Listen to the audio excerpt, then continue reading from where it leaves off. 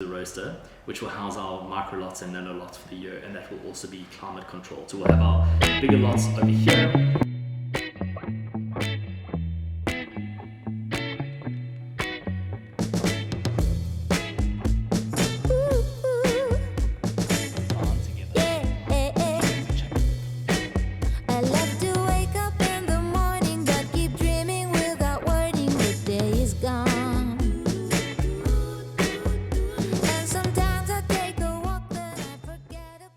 Hey, what's up guys? I'm Dario from Bluebird. I'm fine, thanks, and you?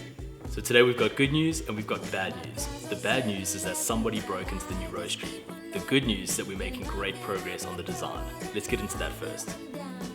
So before we can get into the fun stuff, or what I regard as the fun stuff, which is designing the facade of the building and deciding what people will see when they arrive, because that for me is a massive thing. I want, the town of Howick historically is not a pretty town, so we want to add a building to all the new development that is taking place. There are some beautiful buildings, and we want to add something beautiful to the mix. So that's definitely something that I'm very focused on, but Nick has, been absolutely focused on getting the internal flow right first before we start designing the outside, because he doesn't want to design doors where there shouldn't be doors and windows where there shouldn't be windows, etc., etc. So we're getting that right first. We've had a number of meetings about the internal flow, starting with the cafe, and we've got a few interesting issues to deal with. So there were ideas about, a service hatch here for takeaway, because this is essentially main street over here.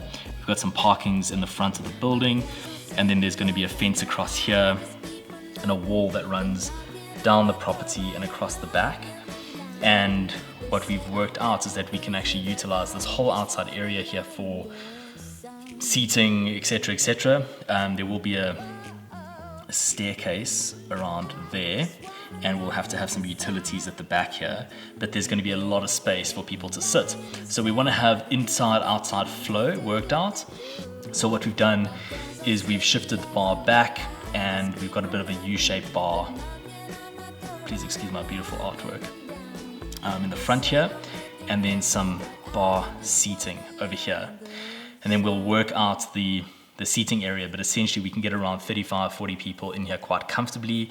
And then in the back here, we're gonna have a, jeepers man, if I get my way, we're gonna have a world-class sort of retail area. We're gonna have home espresso machines, we're gonna have all the brewing equipment you can imagine. We're gonna have a filter station or a filter segment where whatever brewing device you've got, you should be able to come to us and find filters, because I hate running out of filters.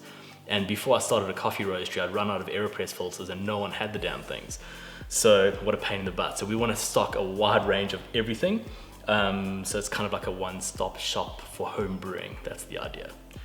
So once we've got the internal flow worked out, Nick's to put this design together.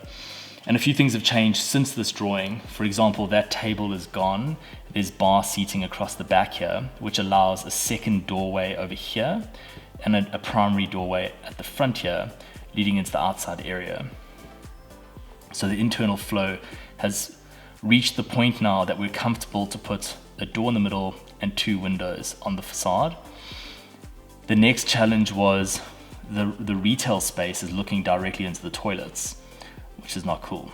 So, there are doors, as I realized when I was explaining this to Katie. As I said that to her, I was like, there are doors, don't worry, but we don't want people staring into the toilet area. So Nick's playing with a few different ideas here. At the moment, the best idea we've got is to put a wall over here so that the retail section actually forms a bit of a U shape. Easy access for baristas to walk into retail to assist customers, which is super important. And we don't want any dead space. Having too big of a building can also be a problem. One of the things I'm very excited about, and if I flick to this next, so you can see that we are putting in a slab in the center of the building with double volume in the front, double volume in the back. And when you come through the cafe into the back section of the building, you'll be coming into roasting and production. On this back wall, we'll have racking that should go up 6 or 7 meters for green coffee. And in the front here, under the slab, we're going to have a room in a glass box, which will house our roaster and destoner, and that's going to be climate controlled. Upstairs, we'll have a big open plan area except for 2 rooms which will be our training center and our QC lab. And then the rest is going to be open plan. That'll be offices, studio, staff kitchen and seating area.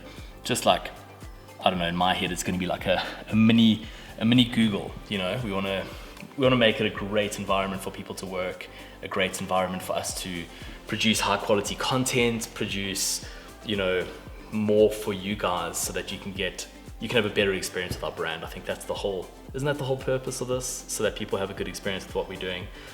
Since all of this has happened, I believe Nick is into like the 20th iteration of the building at the moment.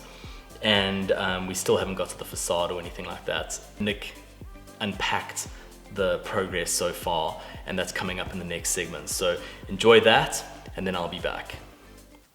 So this is version 20 of the box shape heading off into the distance of various manifestations of this building.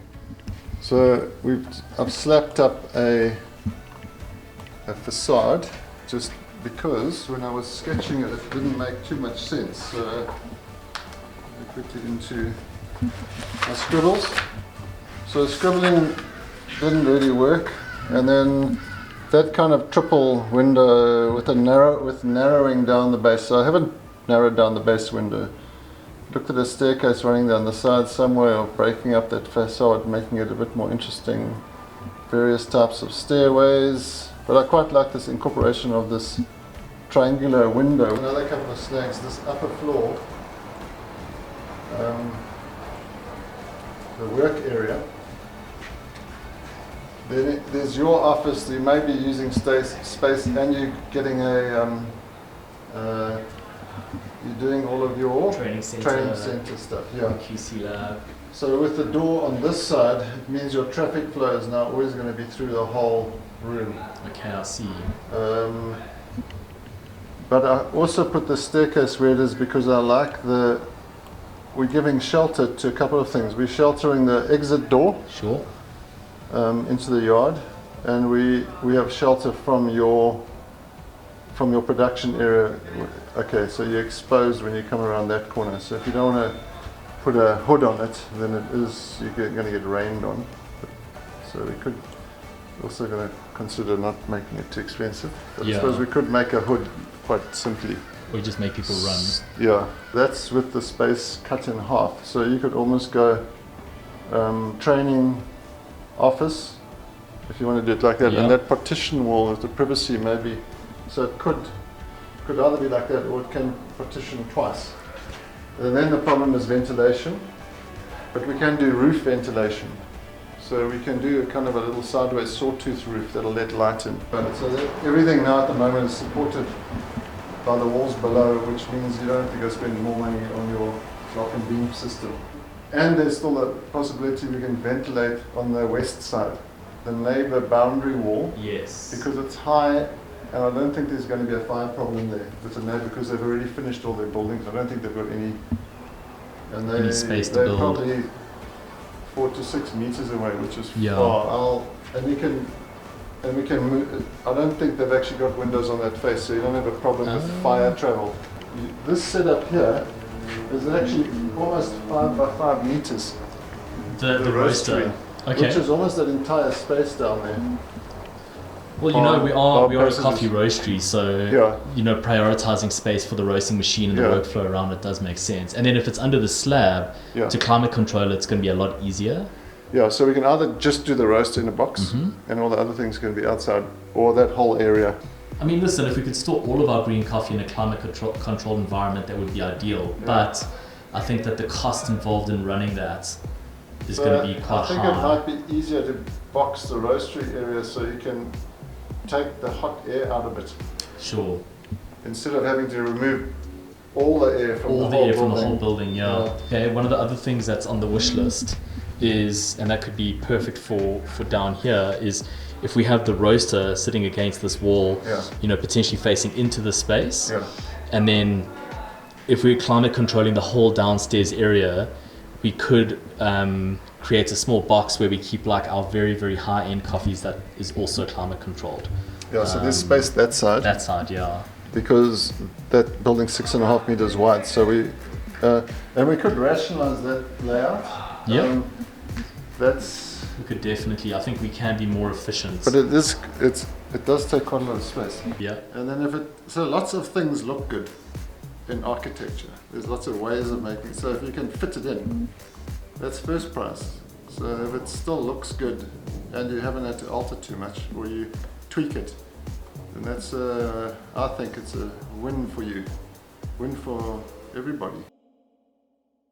I love our meetings with Nick. That man's brain works in mysterious ways, and the work he's doing for us is incredible. We can't wait to share more of that with you. We did a site visit the other day, and this is where the bad news comes in. When we arrived, the lock on our door was cut, and like literally millimeters from being cut through. So obviously someone was interrupted, and yeah, we let the owners know, obviously the current owners, because we still haven't taken transfer. It should happen in the next couple of weeks. And yeah, we did a bit of a walk around and everything. There was a broken window as well, and there's been a bit of pressure for us to take early occupation so we can deal with these issues, because it's on the main street, the security's not great, and it's empty, like it's a sitting duck, you know. And then I get a phone call a few days later that whoever was trying to break in was successful, and they've stolen a whole lot of stuff, pipes and electrical cables, I believe, and there was still some stuff in there from the previous tenants. So I think, yeah, not a good situation. And can you imagine how we feel, you know, taking occupation or taking transfer of a building that people are actively trying to break into? So luckily we're going to be ripping down a lot of it, so we're not too concerned, but we're going to have to do something about security. Any empty building, there's risk of vandalism. Someone tried to break in there, and this was a bit of a surprise. I'm not an expert, but I don't think it's supposed to be. There's supposed to be cut marks on your front door lock. Not good. The problem is we're on the road, and there's no gates in the front of the building, so there is risk, obviously. So our simple solution for the future is we're going to tear this down, but Mark has pointed out, what is this, Mark? This is Tawny's dungeon, where he will lie and wait for potential criminals and rude customers. And when they do make their way inside, he'll round house kick them right in the chin. I feel like he's up for the challenge. I think so. When I said to him that I was a bit worried about security on the main road, he said no, he looks forward to the moment someone tries, and he'll paint the walls of the cafe with their blood, which is a bit graphic, but we get the point. Thank you, Fani. Love you, bro. So for those of you who don't know, this was last occupied by a bedding store, as you can see by this here perimeter of beds. You've got a big job ahead of us. This place is man-key in here. My gosh. Cool guys, so if you enjoyed that video, please give it a like. When you click the button, it changes color. It's really cool. Give it a try. But no, in all seriousness, we're trying to grow the channel. We really appreciate your feedback. So if you've enjoyed something specific of our content over the last few weeks, please let us know in the comments. Let us know what you want to see more of. And then obviously please subscribe to our channel. And if you've got it in you to share one of our videos with your mates, that would be great as well. I think a lot more people would be enjoying our videos. They're just not finding them yet. So we've got to help the algorithm to, I don't know, let us free into the world of YouTube. And yeah, man, we're looking forward to sharing more of this build process with you, a lot more outside of the build process as well. We've got some cool new equipment arriving. We want to do some reviews, and yeah, looking forward to sharing that with you guys. So that's it for this week, and we'll see you in the next one. Cheers.